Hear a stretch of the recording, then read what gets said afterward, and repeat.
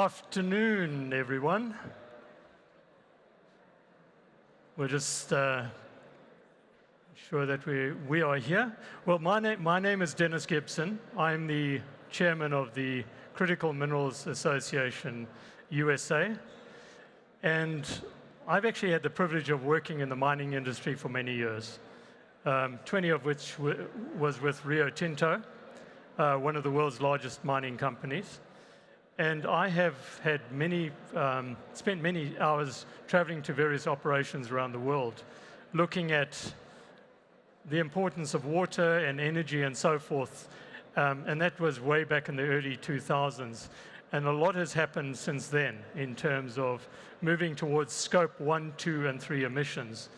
I know scope 1, 2, and 3, everybody here knows all about that, but I'm actually going to just have a look at why the mining industry is actually focusing in on scope 3 emissions. And that really reflects the shift in environmental responsibility and sustainability practices within the sector. Scope 3 emissions are the emissions that actually occur from the company's value chain, including the upstream and downstream.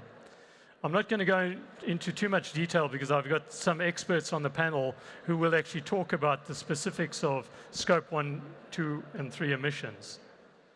The shift has been driven primarily due to regulatory pressure and compliance, investor demand, market competitiveness, supply chain transparency, and sustainability goals.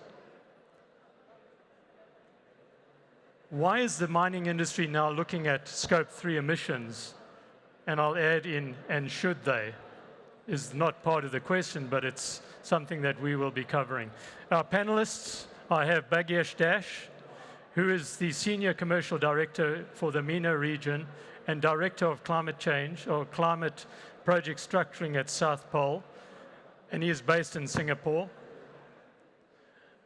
Emily Olsen on the other side of the stage is Chief Sustainability and Corporate Affairs Officer at Vale Base Metals.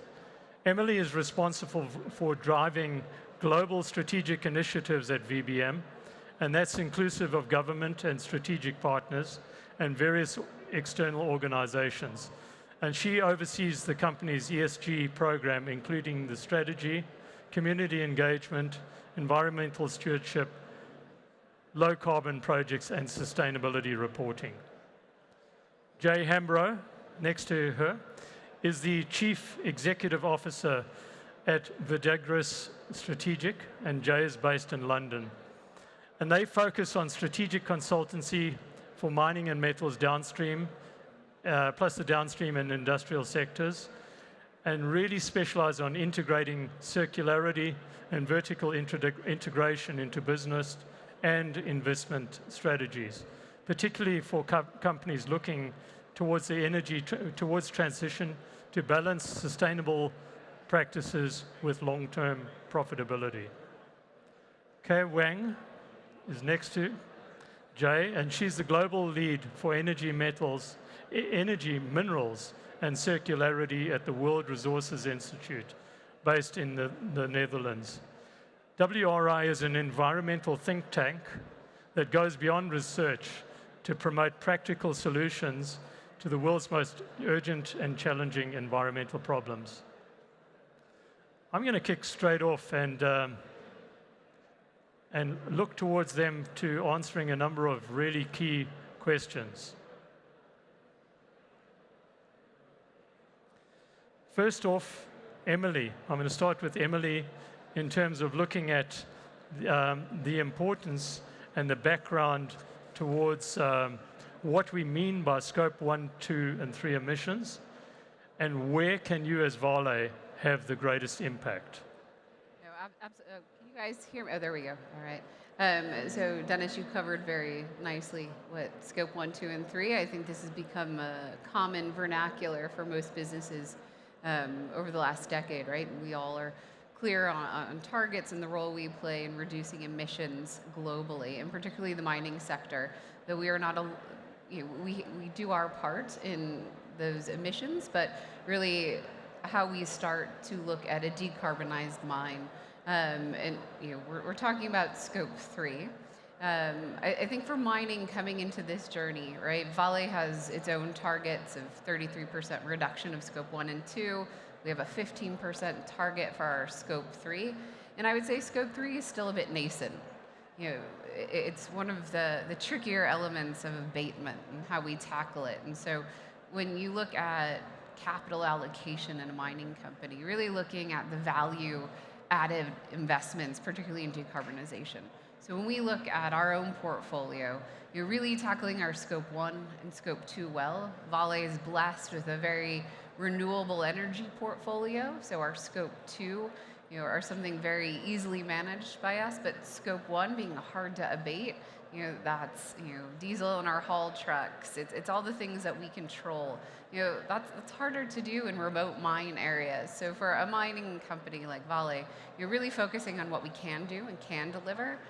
And then looking at scope 3, like I said, I still think this is a fairly nascent conversation in the climate debate. And you pose, do we need to? I think really mapping your suppliers and understanding where those emissions sit in the downstream is really important. Being clear on what you're trying to solve. What are the targets? What are the standards we're looking to achieve, right? I think a lot of work needs to still be done on that scope 3 to make it as robust as companies can on scope 1 and 2. So, I think this is the start of that scope 3 journey. Exactly, and thanks for sharing that. And I'm going to actually ask Bhagyesh the same question. Particularly, how can we have most impact? So really, scope 1, 2, and 3, for a lot of folk in the room, may be familiar, but for those who aren't familiar, it actually just helps to reinforce. Sure. So, hello. Yeah. So what we have is, I think Emily's provided a brief description of the various scopes. It's a way of describing the 3 types of emissions any company or organization emits in the form of carbon dioxide and greenhouse gases. Scope 1 is basically emissions directly related to a company's operations, something that is connected to activities that it owns and operates. So we are talking about, if, for example, a company owns a building, has a boiler, and that has emissions, that's related that's a scope 1 emission. A fleet of cars, in the case of a mining company, if it owns a fleet of vehicles and equipment, emissions associated with that are categorized as scope 1. Scope 2 is essentially electricity consumption. So, every business consumes electricity, which is supplied by a power distributor, which is connected to fossil fuels. That's your scope 2 emissions. So you have influence over it, but you're not the owner and operator. And scope 3 is connected to activities that you don't own and operate, but they have a connection to your activities. So in the case of a company, it would be travel by employees, waste management. In the case of mining companies, it would be the use of sold products or the processing of sold products, waste management, and that's your scope 3 emissions. And what's interesting is when I was traveling around doing the target setting back in 2004 or so with Rio, we were traveling around the world, and the one thing that we never thought about when we were looking at water and power, energy type of targets was travel. The aspect of travel, because I don't think anybody even thought about what is scope 3 back then. So that's quite interesting. Jay, during our dinner conversation last night, I picked up that you're particularly passionate about circularity. What role can circular strategies play in decarbonizing scope 3 emissions? That's an interesting one. Oh, hello, can you hear me? Yeah. That's an interesting one, Dennis. Thank you. So I did a presentation here yesterday on circularity and explained how I'm very passionate about it, but for those of you who weren't here, I focused a lot on recycling, but it's also on how industry is looking for making equipment last longer, and that's through a redesign process. It's making sure that we are reusing equipment where we can, and I think that fits a lot with Scope 3. The Scope 3 process is is it has a flaw because you are dependent on a third party. And it also makes it somewhat discriminatory because that third party has got to be up to your standards. So not all third parties can comply. If you have a fully circular solution, like you are using your own equipment and you are then passing it off to another party because you have designed into it the fact that that piece of equipment has continuity, that is a great way of addressing Scope 3, and it's a great way of a corporate allowing themselves to be responsible, keep up with efficiency, but also managing a completely distant third party with a benefit. So I think circularity has a key role to play with this. Thank you, Jay, and I'm going to flip back to Emily following that question. So from Vale Base Metals' perspective, what role can the circular strategies cover in terms of decarbonizing the Scope 3 emissions? And how much effort should we put into Scope 3 versus 1 and 2? So I mean, for a company like Vale Base Metals, where I would say we've spun out from our parent, we're on our own journey right now. Circularity is very important. I don't think a mining company out there doesn't have circularity in their strategy. I think uniquely to base metals is our relationship with the OEMs. We have very strong relationships with our autos, and I think there's a lot of opportunity as you look at battery recycle and how you keep that product within the value chain. So you're not having virgin virgin product out in the market, but how are you creating a recycled ecosystem? Equally, I think one of the things I'm more passionate about at times is we operate in the north of Brazil. It's remote, it's agrarian. We have a partnership where we use our furnace slag, and we turn that into fertilizer, then selling it into the market and creating more of an ecosystem that can support our business longer term from some of our byproducts, and also reducing the amount of logistics and travel and the greenhouse gas emissions from our own third parties. But I think circularity has to be there. And I think, again, as we look at this journey in mining, we're all coming to the table on circularity. And I think in the next 5 years, you'll see a lot more innovation that comes with circularity. And I once had an oil company call me and said, "Did you know you can mine without mining? You can get metals out of your tailings." And I said, "Well, if you can crack it, give me a call." But again, I do think circularity has to be in the strategy and it has to be on the platform in order to tackle Scope 3. And I think having circularity as part of the discussion really drives a lot of innovation, the potential for innovation. And that I think would actually open up a lot of opportunities that we hadn't even thought about. If we actually just talk about tailings reprocessing as an example, and I know we're going a little bit off, but there was a lot of elements that were contained in the tailings that a number of years ago we didn't even know. They were somewhere hidden on the periodic table. Absolutely. And nobody even knew about them, so therefore didn't get any focus. So the bigger picture of circularity, I think, is really important and key. And I think really exploring non-traditional partners, right? If we go beyond our set ecosystem and look at where we might partner, and even we're headquartered in Canada, cross-border with the U.S. We can talk politics later. But the opportunities there, and I do believe in the next 5 to 10 years, you're going to see a lot of innovation and practicality have to be put in place. Yep. Thank you. We have not forgotten about you.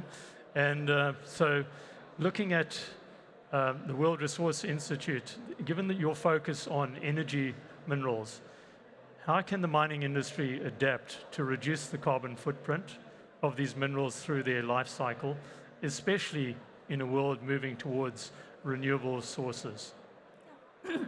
Sure. Well, the clean energy transition needs many types of minerals, and WI currently focuses on copper, nickel, lithium, and cobalt. Actually, for these minerals, carbon footprint hasn't been the most outstanding issue, right? Just because the total amount of emission, for example, from cobalt and lithium is a few million tons a year. Copper and nickel is a couple hundred million tons a year. And compared to steel and aluminum, that's in the order of billion tons, that's very small, But there's always a but. But the greenhouse gas intensity is much higher for these minerals. Take nickel produced in Indonesia as an example. That has a greenhouse gas intensity of 80 to 90 tons per ton of metal produced, and that's much, much higher than aluminum and steel, so per unit. And with the ore grade keeps degrading, that intensity will become even higher. And with the total volume keeps growing so rapidly, the total emission will also grow rapidly. So we need to look into it still, so it doesn't become a huge problem tomorrow. And for these minerals, actually most of the emission is scope 1 and 2. Right? Again, Indonesia nickel, it's mostly from coal used for electricity, used for heat, used for the chemical reactions. As Emily said, there's plenty of things a mining company can do to reduce these emissions. If we talk about scope 3 emission, I think some of the scope 3 emissions, it's easier for mining industry to influence than the others. For example, a recent report published by the Cobalt Institute says most of cobalt production, scope 3, comes from the chemicals, sulfuric acid. So the mining companies can encourage their chemical suppliers to decarbonize. And then, remining, recycling, as the other speakers have mentioned, is another powerful tool because they typically have a much lower GHG intensity compared to virgin ore mining. Thank you. Bhagesh, on to you. How can the mining industry leverage carbon markets to actually finance scope 3 emissions reductions? And what are the challenges in ensuring that these reductions are actually verified and truly effective? So, thank you, Dennis. For mining companies, there are 3 or 4 things they can do by using carbon markets. One is, of course, every organization will have what we call unavoidable emissions. That is that no matter what they do in terms of decarbonizing and trying to achieve their targets, there will be these unavoidable residual emissions which will just stay.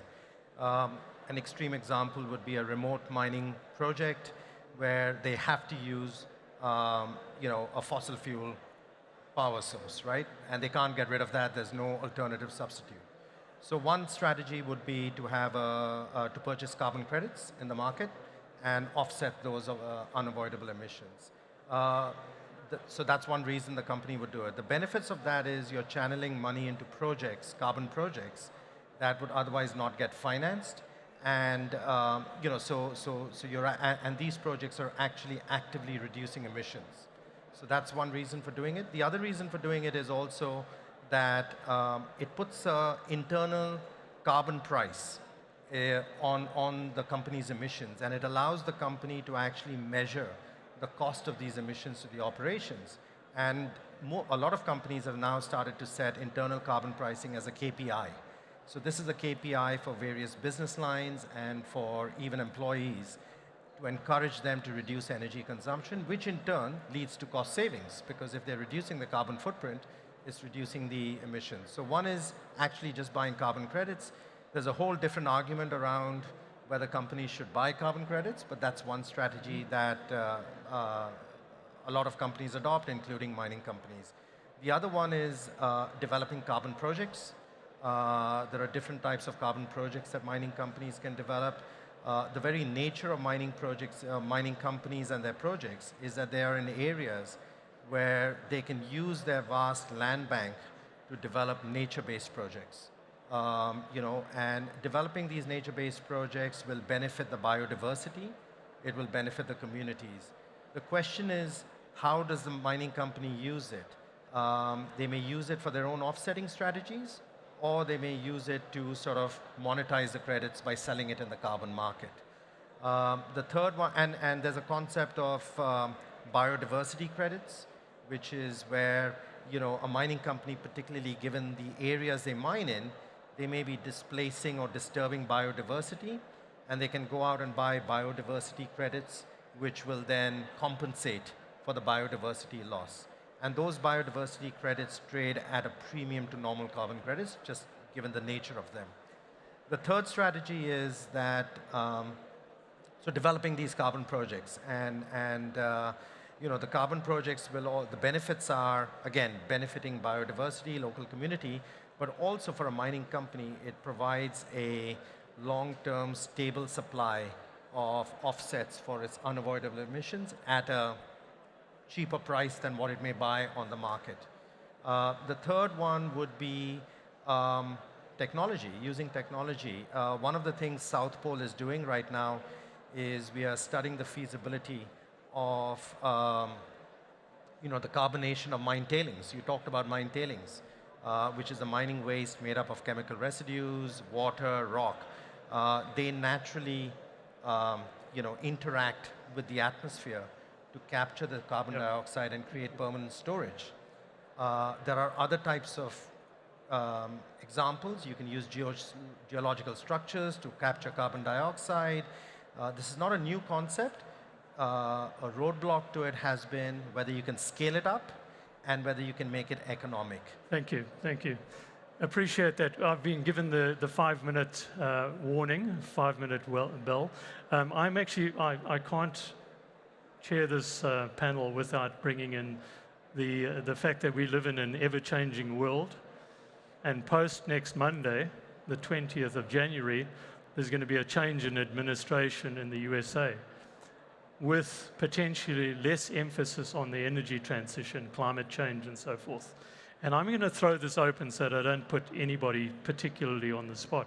But how would this impact our focus on emissions management, number one, and then specifically related to the challenge of measuring Scope 3 emissions? So, Jay, would you like to take that one on, first off? And I'm in the same question for all. Minute. I think the world's focus on emissions has been in place for a long time now, and with any change in government, there are certain changes, and this probably is one of the most important changes in government. But in terms of the vast array of stakeholders that we in Verdigris engage with, whether they be finance providers or off-takers for a mine or a processing facility, it's going to continue to be very important to be a good corporate citizen, and that is to do with your emissions. I think it comes back to a different question. What is the role of government versus what is the role of the consumer? Now, I always assumed, probably 10 years ago, that you would be able now to walk into a car dealership and see a car that was made with non-green material and a car that was made with green materials. And rather like you do with your dairy or your eggs or your bread, or you will pay a premium for organic material or well looked after products. And I think people should be paying a premium for a product that has been responsibly sourced and produced. But people aren't. So that is, the market is the ultimate driver, and government has a role to play in changing that, and maybe a changing government will change attitudes somewhat. But I do think ultimately it'll be the market that decides these things, and that is a long journey, particularly when there is a cost of living crisis in key parts of the more developed and affluent markets. Yep. Thank you, Jay. No, I mean, I agree. The market, the market drives these changes, right? And right now we don't necessarily see the incentive in the market as we should or would like to see. I think with the new administration coming in, right? I say this in my own business. We're a multinational. We operate in many parts of the world. Our customers in Europe, they're not changing course, right? And I kind of go back to the days of the methane for my non-American friends, where it was an issue, right? We really had to tackle it. But then it became very much a mainstream part of the oil and gas business is managing methane, right? And I feel that way a bit with emissions, right? We've been doing this a long time. We're not going to all of a sudden scrap all the work we did in a changing government, right? We're a long life business. So, as we set up ourselves and we look at how we allocate our capital, this is good business, right? And your customer sets change, governments change. And so, in a business like mining, when you're talking 20 years, you can't change every 4. And so, yes, I think you will see changes within, the North American market, yes, but we've done this before. I think it's a resilience in the system, and, sustainable businesses are needed, and they will be, and I don't think that goes away. Thank you, Emily. I'm actually going to give. I can say a few quick words. Yeah, so although it's a pity that the US federal government might be reducing its climate ambition, but there are many other actors, right? State governments, corporates, many other countries and regions hopefully can still keep the climate ambition momentum going. And in terms of demand, although the US might slow down a bit in clean energy transition, but I think in terms of mineral demand, clean energy is just one of the drivers. There are so many other societal changes needs to be powered by minerals. So I don't think that's going to change. Thank you very much. Anything, last word? I would just echo what Kerr said, that I come from Singapore, so essentially technically from the global south. What we are seeing is there's no let-up in incentives to drive down emissions. Indonesia is a good example. They've got a new president, and they're lifting the moratorium on the export of carbon credits. And so there's a huge drive on encouraging companies to reduce emissions. Thank you very much. And I'd like to thank the panel for actually addressing a pretty gritty subject. Scope 3 is not an easy subject to get your head around. So thank you for your contributions, really appreciate it. And also to the audience, thank you for being here at this time of day. And Thank you very much. Thank you very much. Thanks, Dennis. Thank you.